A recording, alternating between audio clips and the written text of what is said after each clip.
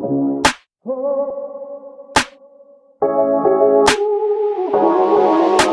everyone, welcome to Learning Under the Surface, a series presented by SkillSpring, where we focus on revealing the essentials behind the impactful learning and development programs with the help of our empaneled trainers. What we focus in this series is we crack open some myths, we look into some real stories, we deep dive into actual work. Basically, meaning no fluff, only practical insights which you can use. My name is Gaurav Mahajan, and I'm co founder of SkillSpring, and I'm also the host of today's episode. With more than 25 years of experience working with some of the top global organizations, what I've realized is that organizations do not fail because of strategies or their products or having the right technical skill set in their workforce. Studies have shown primary reason for the organization to fail is not having the right people skills within their workforce. And that's the focus of SkillSpring. With that, we're going to move towards our focus of the episode, which is leadership development. Joining me is Deepti, an expert facilitator in this area for the last 20 years. She has worked with a diverse set of organizations, leaders at all levels, the leaders who have performed fast and got promoted faster, or the leaders who have navigated through their transformation. We're going to have a very interesting conversation with her. You can find her work, some of the interesting things she has worked on her LinkedIn profile. Now, with that, let's dive in directly towards this very interesting topic. Hi, Deepti. Thanks for joining in. Welcome to this episode, and I'm really excited and looking forward to have this conversation with you. Are you ready? Yes, Gaurav, thank you so much for that introduction and thank you so much for having me. I'm all set.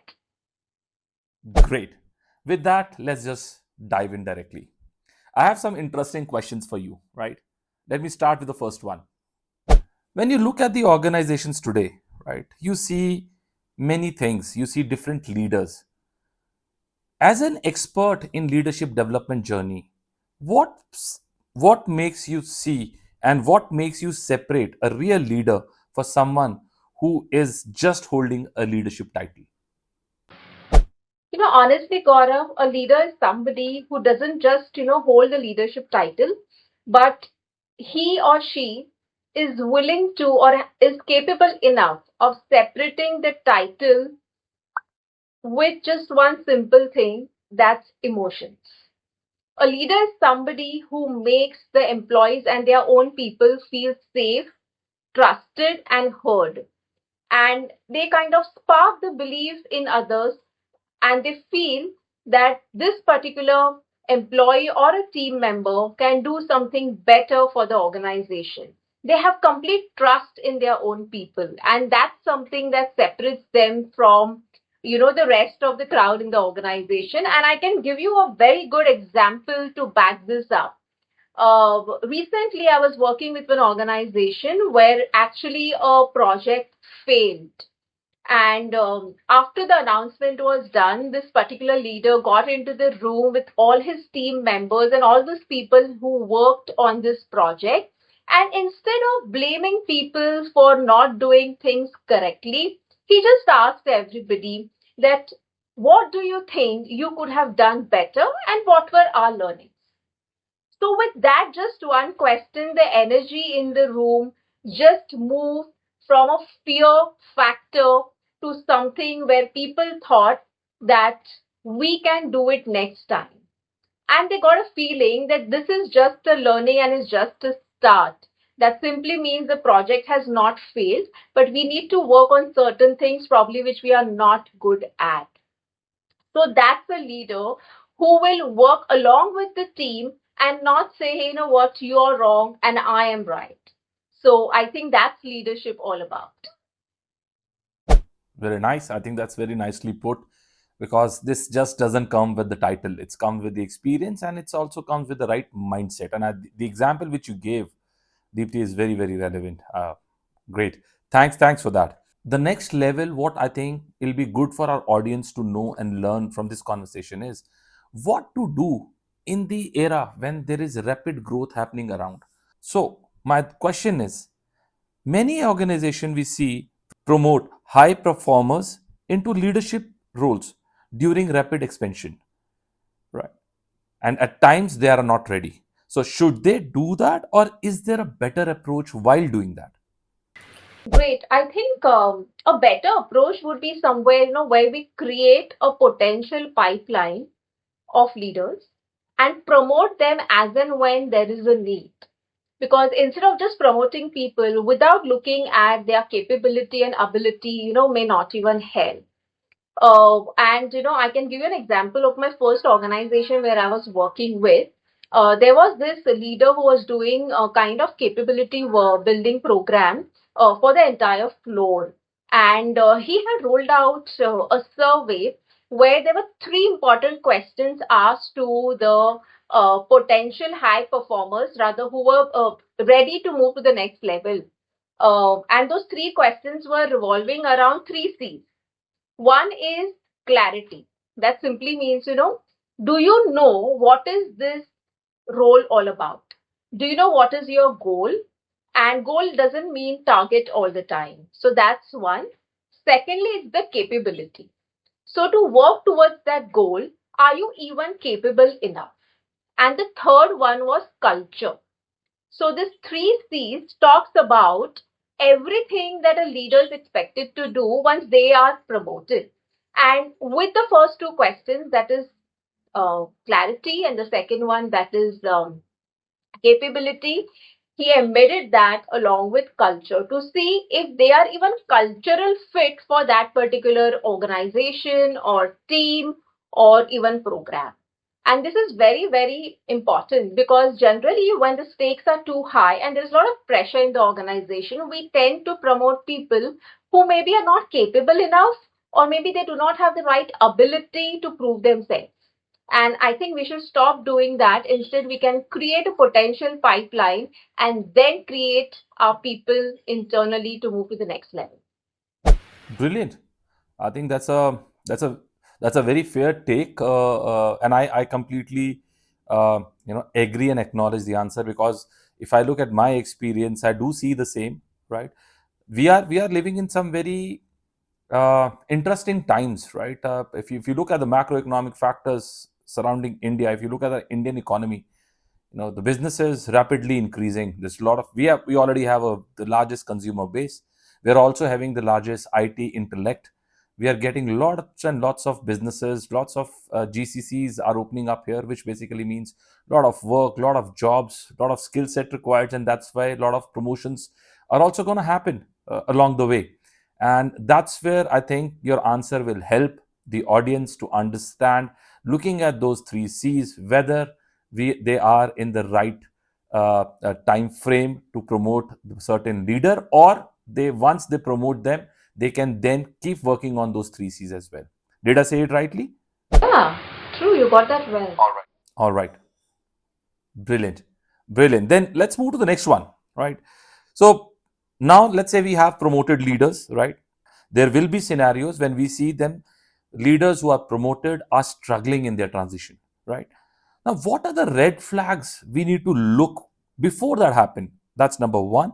And how do you, if I given a chance, how do you help them get up to speed?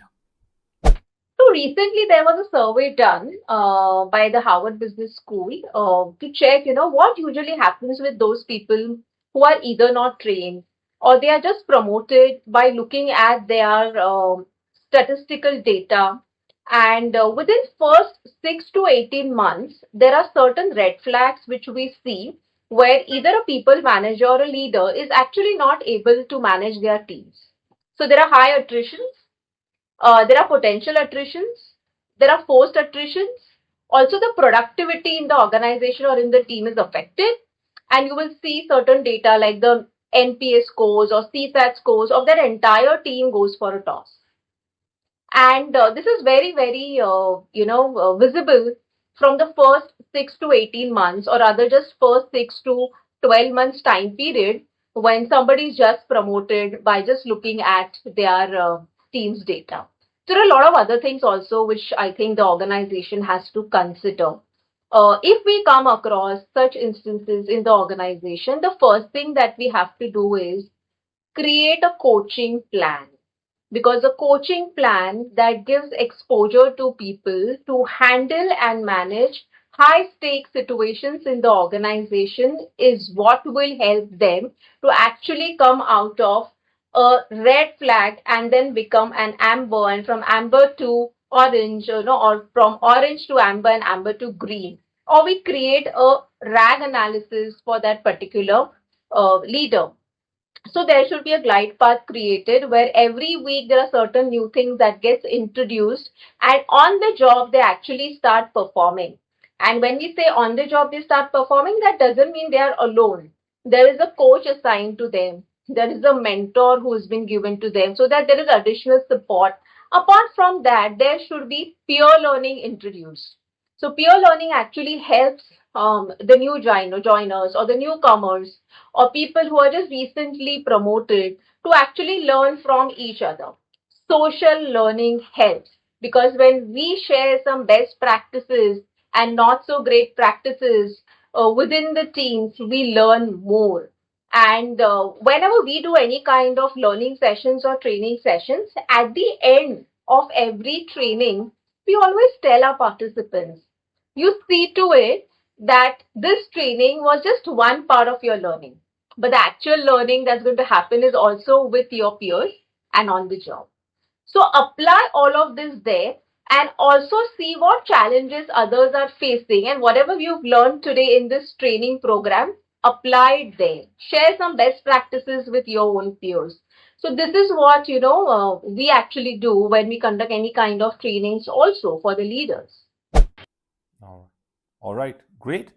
I think very well put. Because this is going to happen. We are going to get scenario like this where promotions leaders have already been moved to the next level, and now we want to fix the challenge of being making them sure that they are culturally fit and they are the right people. If they we didn't get the time to prepare them for the next role, at least we now work on them parallelly as they deliver business results for their organization. All right. Absolutely. So the damage control has to be done, somewhere without letting people know that this is what we are doing for you. Absolutely. And I think damage control is even a little strong, but the right word here. But the idea is initially, let's not get into a scenario where we have to do that. But if sometimes things are not in your control, when you do face these challenges, you still have a way around. Great message. Thank you, Dipti, for that. Great. Thanks, Dipti. Now, we've talked about the red flags, when we should start this and all that. Now, let me pose another question to you. In an ideal situation, if given an opportunity, you are a consultant hired by a client, right? What would you say? What is the ideal conditions when they should start the leadership development journey, right? Is it before they get promoted, or is it too late by them, or we have this thing? What is the ideal situation you would say? So the ideal way of promoting not just the leaders but absolutely anybody in the organization is at least a year in advance. We need to start making people ready for the role, because readiness is of utmost importance in today's world, because we're in a dynamic industry, dynamic world, and we need to also see to it that people who are currently doing certain roles or so working on certain things, they are capable enough of managing challenges which comes across through the business. And if they are working on it in the current role, that simply means we can anticipate them as leaders in their next role. So, and to actually assess this, it will take at least 6 months to 12 months time for the organization to start, wherein we start their leadership journey. And I was working for an organization, rather I was a consultant, and there we had introduced something called as People Excellence Skills Program. It was actually a learning path of 6 to 12 months where we had put people into 9-box grid looking at their performance and potential. And then we identified all the performers who were at the bottom, who were in between, and at the top. And people who were at the top were actually potential managers and leaders. And for them, we introduced certain important topics through learning by trainings and coachings like business acumen, execution excellence, so on and so forth. And out of those 9 to 10 people that we had seen in that learning path, two people were actually promoted to the next level, obviously because they were getting help and they also managed to complete their projects at the end of this learning journey. And that's the leadership quality they had. They were managing teams, managing BCP plans, managing the business, stats. They were also managing clients. With all of that, they were also leading their teams. And that's essential. And that's why we always say promotion comes with responsibilities. You know, there's always a job description that's given when internal IJP happens, but the actual role demands things which are much beyond that job description. And that's where the organization looks at, something called as ABCD. That's above and beyond the call of duty. So people who actually go beyond that are those people who can also lead teams. It's a very interesting thing you mentioned in your response, the job description, right? When we look at the job descriptions which comes across any different platform, right, whether it's a technical role or a functional role, after every job description, meaty part of the job description, you will also see people putting that we need people or leaders with good people skills, good level of communication, people management, negotiation skills, all those things, right? Now, if you look at those job description very carefully, the people skill part is just 5 to 7% of the weightage and 95%, and that's how the real job world happens. When you are an individual contributor, this can work around. But when you manage people, when you manage businesses, because in today's world, it's no more an organizations where you just have a role of people manager. You have roles, those roles of just being a people managers are vanishing. There are roles of handling a certain projects, programs, or business functions, and that's how the roles are growing, whether it is technical and non-technical. And hence, for the same, people skills for the leadership, it's very critical. And when you mention that in the 6 to 12 months, I believe it's very critical to keep assessing the group of pipeline of the group of leaders in the pipeline to understand that how much they are scoring on the technical part, functional part, and also, if not equal weightage, a higher amount of weightage needs to be given on the cultural and the people skills as well.